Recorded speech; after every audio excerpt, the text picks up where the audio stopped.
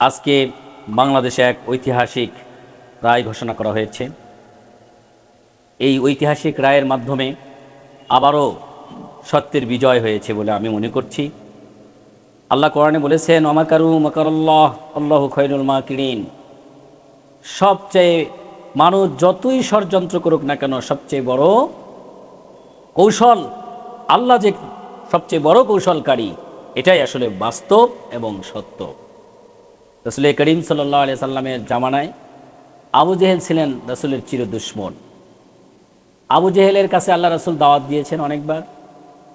আবু জেহেল স্বীকার করেছে, বিপদে পড়ে বিপদ থেকে উদ্ধার হয়েছে, আর স্বীকার করেন নাই।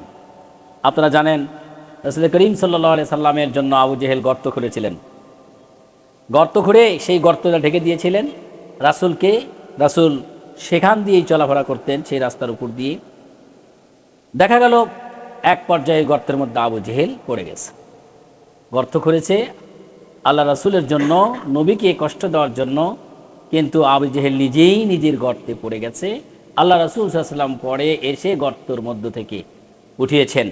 বিশাল এটা বিশাল একটি ঘটনা আছে।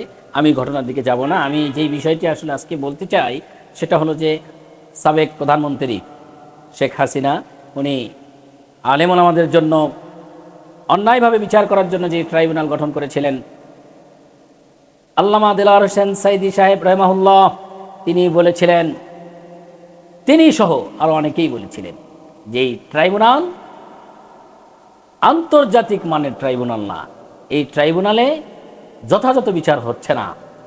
তখন উনি সেটা কেয়ার করেন নাই, আলেম ওলামাদেরকে অন্যায়ভাবে ফাঁসি দিয়েছেন।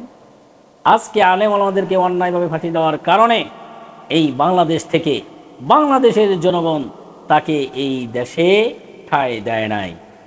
যেই ট্রাইব্যুনাল উনি গঠন করলেন, সেই ট্রাইব্যুনাল আন্তর্জাতিক মানে উন্নতি করে, আন্তর্জাতিক মান বজায় রেখে বর্তমান অন্তর্বর্তীকালীন সরকার যেই বিচার করেছেন, আমরা মনে করি এটা যুগ উপযোগী বিচার, যুগ উপযোগী আদেশ এবং রায়। আজকে যারা অপরাধ করে, কিছু কিছু অপরাধের বিচার আল্লাহ দুনিয়াতেই করেন। বিশেষ করে যারা জুলুম করে, অত্যাচার করে, জনগণের সম্পদ মেরে খায়, অন্যায়ভাবে তহমত লাগায়, যে কয়টি শব্দ আমি বললাম, প্রত্যেকটা বিষয় শেখ হাসিনার মধ্যে ছিল। যার কারণে শেখ হাসিনার নিজেই হাতে নিজে আদালত তৈরি করেছিলেন। সেই আদালতে আজকে তার ফাঁসির রায় ঘোষণা করা হয়েছে। সাথে কামাল সাহেব, তার একই অবস্থা। আমরা বলতে চাই, এর থেকে আমাদের শিক্ষা নেওয়া উচিত।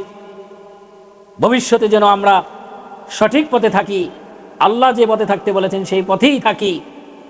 এই হাসিনার মতো যেন আমরা অন্যায়ভাবে কোনো কিছু কারোর উপরে চাপিয়ে না দেই, অন্যের জন্য যেন গাদ না করি, গর্ত না করি।